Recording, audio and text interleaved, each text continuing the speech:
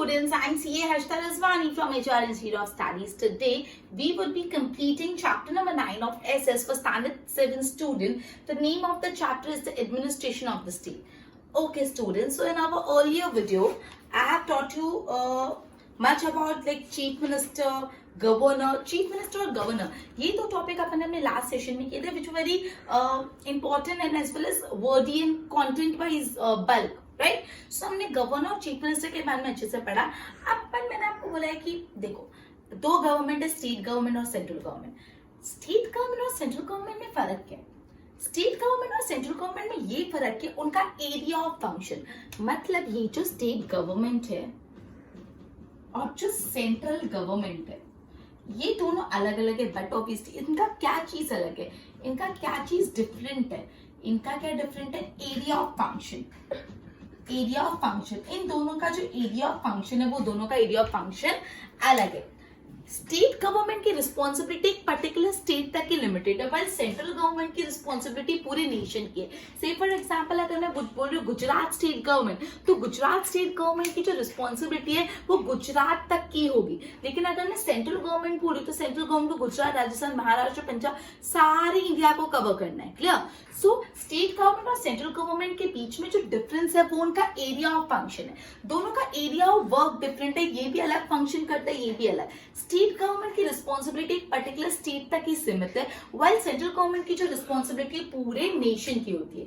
जैसे मैंने आपको एग्जांपल बोला, अगर मैं बोलूँ गुजरात स्टेट गवर्नमेंट, तो गुजरात स्टेट गवर्नमेंट को गुजरात का मैटर ही खाली डील करना है, ठीक है, गुजरात के मैटर्स. वाइल अगर मैं बोलूँ सेंट्रल गवर्नमेंट, तो उसको पूरे नेशन, गुजरात, राजस्थान, महाराष्ट्र, सबकी डीलिंग करनी है, राइट. ओके, सेंट्रल गवर्नमेंट को पूरे नेशन का ख्याल रखना है. Clear? Functions and the power of state government and central government. जो स्टेट गवर्नमेंट और सेंट्रल गवर्नमेंट के पावर्स और उनके फंक्शन को क्या कर दिया, 3 लिस्ट में डिवाइड कर दिया, 3 लिस्ट में. मतलब जो भी स्टेट गवर्नमेंट है और जो भी सेंट्रल गवर्नमेंट है, ये दोनों स्टेट और सेंट्रल गवर्नमेंट की जो भी फंक्शंस है, जो भी पावर्स है, उनको कितने लिस्ट में डिवाइड कर दिया? 3 लिस्ट में डिवाइड कर दिया. वो लिस्ट कौन सी है? One is union list, other one is state list, and the last one is concurrent list.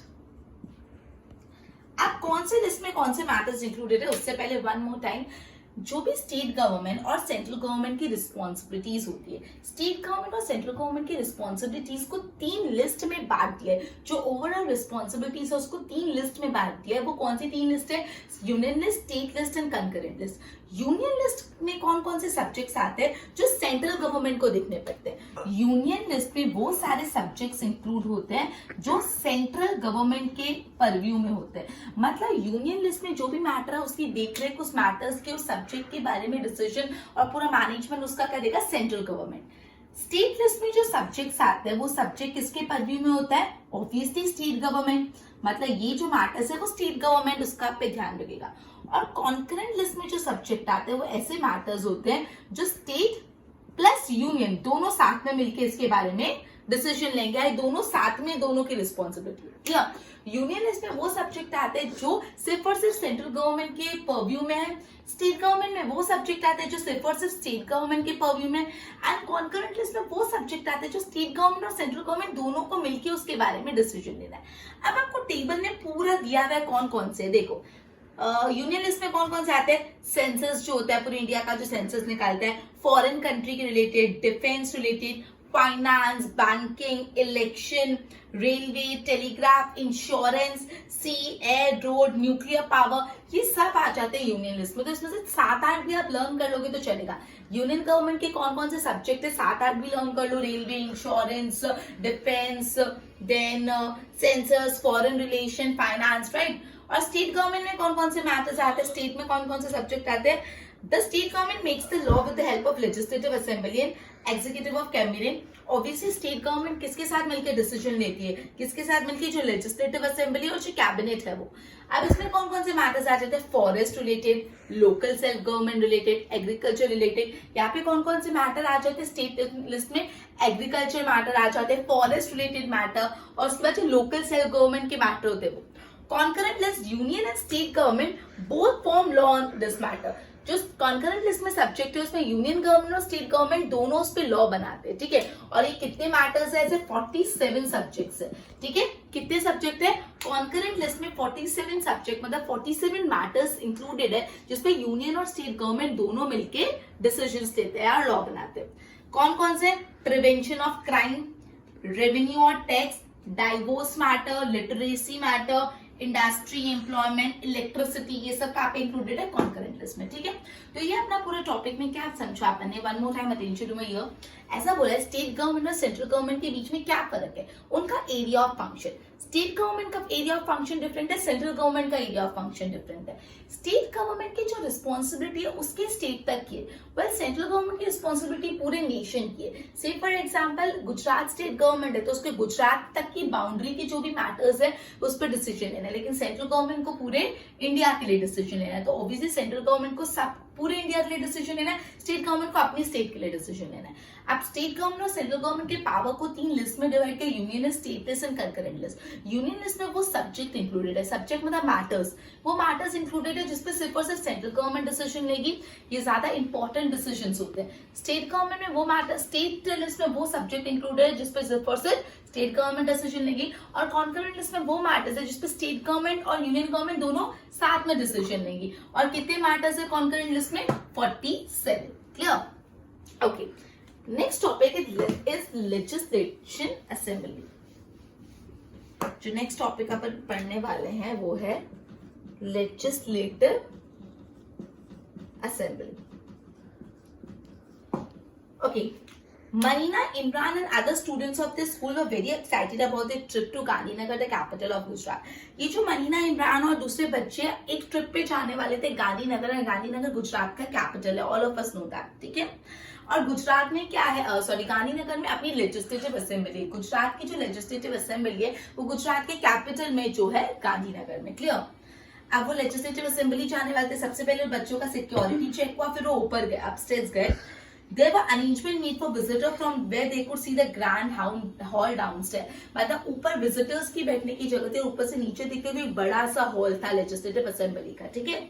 Seating arrangement for the member of legislative assembly was made in that meeting hall. उस meeting hall में जो MLAs है, members of legislative assembly, उनको कैसे बिठाया जाएगा उसका पूरा सिटिंग अरेंजमेंट थी। मतलब बच्चे गए, वो लोग में सिक्योरिटी चेक हुआ, फिर वो अपस्टेयर्स गए, अपस्टेयर्स विजिटर्स के बैठने की जगह थी, और नीचे से बड़ा सा लेजिस्लेटिव हॉल दिख रहा था, असेंबली हॉल दिख रहा था, जहाँ पे एमएलए की बैठने की जगह थी, clear. On that day, a current issue was to be discussed in legislative assembly. उस दिन पे जो current एक कोई इशू डिस्कस होने वाला है, यूजुअली लेजिस्लेटिव असेंबली में जो एमएलएस होता है, मैंने आपको पहले ही बताया था, लेजिस्लेटिव असेंबली में रूलिंग पार्टी के एमएलए भी बैठते हैं, अपोजिशन पार्टी के एमएलए भी बैठते हैं। ऐसा नहीं होता है कि जो रूलिंग पार्टी है उसके एमएलए होंगे, ruling party as well as opposition party दोनों के जो एमएलएस होते हैं वो लेजिस्लेटिव असेंबली में बैठते हैं, क्लियर। अब जब भी लेजिस्लेटिव असेंबली चलती है तो जो एमएलए है वो अपना व्यू एक्सप्रेस कर सकते हैं। जब एक क्वेश्चन आंसर सेशन होता है, एक सवाल जवाब का सेशन होता है कि कोई भी एमएलए कोई भी मिनिस्टर से सवाल कर सकता है कि ये ऐसा ऐसा क्यों हो रहा है। तो ये जो सेशन होता है क्वेश्चन आंसर सेशन, इस सेशन में सारे एमएलए कोई भी एमएलए क्वेश्चन कर सकता है, अपना व्यू एक्सप्रेस कर सकता है, वो क्वेश्चंस भी पूछ सकते हैं, अपने सजेशन भी दे सकते हैं। Members give their feedback on the issue being discussed, then the concern minister, जिस भी मिनिस्टर से सवाल किया गया है वो उस क्वेश्चन का आंसर देगा और बताएगा कि वो क्या क्या मेजर्स ले रहा है ये प्रॉब्लम को सॉल्व करने के लिए। मतलब क्या बोला है, लेजिस्लेटिव असेंबली में ruling party as well as opposition party दोनों के एमएलए बैठे होते हैं। एक सेशन होता है क्वेश्चन आंसर सेशन, उस सेशन में कोई भी एमएलए कोई भी मिनिस्टर को सवाल कर सकता है कि ऐसा क्यों है, क्या है, और अगर उसको एमएलए को कुछ सजेशन देना तो वो भी दे सकता है। जिस भी मिनिस्टर पे सवाल आया है वो मिनिस्टर को सवाल का अच्छे से जवाब देना पड़ेगा। और तो लेजिस्लेटिव असेंबली में MLAs they could question and the concern minister has to answer and also tell कि वो क्या मेजर ले रहे वो प्रॉब्लम को रिजॉल्व करने के लिए, right. We often come across television और in newspaper the decision that are taken by chief minister and other minister in order to run the government। हमने काफी बार टीवी में या न्यूज़पेपर में देखा है कि हमारे चीफ मिनिस्टर ने ये डिसीजन लिया, या हमारे रेलवे मिनिस्टर ने ये डिसीजन लिया, या हमारे फाइनेंस मिनिस्टर ने ये डिसीजन लिया। काफी बार हमको पता चलता है न्यूज़पेपर और टेलीविजन से कि क्या क्या डिसीजन चीफ मिनिस्टर और दूसरे मिनिस्टर्स ने लिए। while taking a decision about anything, जब भी कोई डिसीजन लिया जाता है, it is necessary to take permission of MLA. अब चीफ मिनिस्टर या कोई भी मिनिस्टर, अदर मिनिस्टर, वो अपने भी हाथ में कोई डिसीजन नहीं ले सकते. कोई भी डिसीजन लेना है तो सारे एमएलए की परमिशन लेके ही वो डिसीजन लिया जाएगा. मतलब जो लेजिस्लेटिव असेंबली में मैटर डिस्कस होगा और सब एमएलए उस बात पे डिस्कस करेंगे, फिर ही कोई डिसीजन लिया जाता है. In a democracy, MLA can question the chief minister and other minister and discuss about important matter. मतलब MLA के पास इतने पावर्स भी होते हैं कि वो चीफ मिनिस्टर या दूसरे मिनिस्टर के डिसीजन को क्वेश्चन कर सकता है कि आपने ऐसा क्यों किया. क्लियर? तो यहाँ पे क्या बोला, आपने रेगुलर टीवीज में देखा होगा, चीफ मिनिस्टर ने डिसीजन लिया, फाइनेंस मिनिस्टर ने, रेलवे मिनिस्टर ने, मतलब अलग अलग मिनिस्टर्स ने. वो जो डिसीजन लेते हैं वो डिसीजन अकेले उनका डिसीजन नहीं होता. वो डिसीजन लेने के लिए पहले उनको एमएलए से भी अप्रूवल चाहिए होता है. मतलब जो लेजिस्लेटिव असेंबली के मेंबर है वो लोग सब मिलकर जब एक डिसीजन को अप्रूव करते हैं तब वो जाके फाइनली एक लॉ बनता है. क्लियर? डेमोक्रेसी में एमएलए चीफ मिनिस्टर या दूसरे मिनिस्टर के डिसीजन को क्वेश्चन कर सकते हैं कि ये गलत है, कि ये सही है, ये क्यों है. Clear? They can even take decision regarding financial matter and decide on expenditure done in area. मतलब जो एमएलए होते हैं वो financial matters भी decide कर सकते हैं, financial matter के decision ले सकते हैं. When the legislative assembly is in session, any MLA can ask question. मैंने आपको बताया कोई भी एमएलए क्वेश्चन पूछ सकता है. और ये पूरी असेंबली को मैनेज कौन करते हैं? स्पीकर. पूरी लेजिस्लेटिव असेंबली जो एमएलए बैठे होते हैं, सवाल जवाब होते हैं, वो बहुत मतलब बहुत ज्यादा मैनेजमेंट चाहिए होता है उसमें. मैनेज कौन करता है? स्पीकर. तो अगर आपको पूछे लेजिस्लेटिव असेंबली को मैनेज कौन करता है? Speaker. And one require his और हर परमिशन बिफोर प्रेजेंटिंग एनीथिंग. किसी को कोई भी चीज बोलने से पहले लेजिस्लेटिव असेंबली में स्पीकर की परमिशन लेनी पड़ती. स्पीकर बोलेगा हाँ आप बोलो, तभी सामने वाला एमएलए बोल सकता है. क्लियर? ओके, तो ये लेजिस्लेटिव असेंबली के बारे में पढ़ा. सो आज अपन ने ये लेजिस्लेटिव असेंबली में अपन ने क्या पढ़ा कि बच्चे जा रहे थे ट्रिप पे गांधीनगर. ठीक है, गांधीनगर में वो लेजिस्लेटिव असेंबली में जा रहे थे. वो अंदर गए, सिक्योरिटी चेक हुआ, अपस्टेयर्स गए, नीचे बड़ा सा लेजिस्लेटिव हॉल देखा जहाँ पे एमएलए का सिटिंग अरेंजमेंट किया हुआ था. क्लियर? अब अपन ने ये बोला कि एमएलए जो होते एक सेशन होता है क्वेश्चन आंसर सेशन. उस क्वेश्चन आंसर सेशन में एमएलए कोई भी मिनिस्टर को सवाल पूछ सकते हैं और हर मिनिस्टर का ये रिस्पॉन्सिबिलिटी होती है कि उनको आंसर करना है और बताना है कि वो इशू के लिए वो लोग क्या मेजर्स ले रहे हैं. फिर अपन ने पढ़ा कि हमने सुना है चीफ मिनिस्टर ने डिसीजन लिया, अलग अलग मिनिस्टर ने डिसीजन लिया. ये डिसीजन वो अलग अकेले नहीं ले सकते, उनको सारे एमएलए का अप्रूवल चाहिए होता है. एक डेमोक्रेसी में एमएलए के पास इतने राइट होते हैं कि वो चीफ मिनिस्टर या दूसरे मिनिस्टर के डिसीजन को भी क्वेश्चन कर सकते हैं. क्लियर? ओके. उसके बाद एमएलए सवाल जवाब कर सकते हैं, एमएलए फाइनेंशियल मैटर्स पे डिसीजन ले सकते हैं. और ये पूरी लेजिस्लेटिव असेंबली को मैनेज कौन करता है? स्पीकर. किसी भी को कुछ भी चीज प्रेजेंट करने से पहले स्पीकर की परमिशन लेनी पड़ती है. क्लियर? तो आज अपन ने 2 टॉपिक पढ़े about the union list, state list और कंकरेंट लिस्ट और legislative assembly. Okay, before ending our session, I would be asking you 5 questions. If you answer it correctly, so well done student, you have really watched the video very carefully and accurately. And if not, what you need to do is, you need to review the video again and then you need to try again the question answers, right? Okay, first question, how many lists are there to divide and which are they to divide the functions and power of state government and central government? In how many lists the functions and power of state government and central government divided and which are they? And your time ends in 3, 2, 1. 3 lists. Union list, state list and concurrent list. Second question. How many subjects are included in concurrent list? How many subjects are included in concurrent list? And your time ends in 3, 2, 1. It is 47. Okay? Next. A very simple one. Where is the Legislative Assembly of Gujarat? Where is the Legislative Assembly of Gujarat? And your time ends in 3, 2, 1. Very good. It is Gujarat. Next. I'll ask one tough one, right?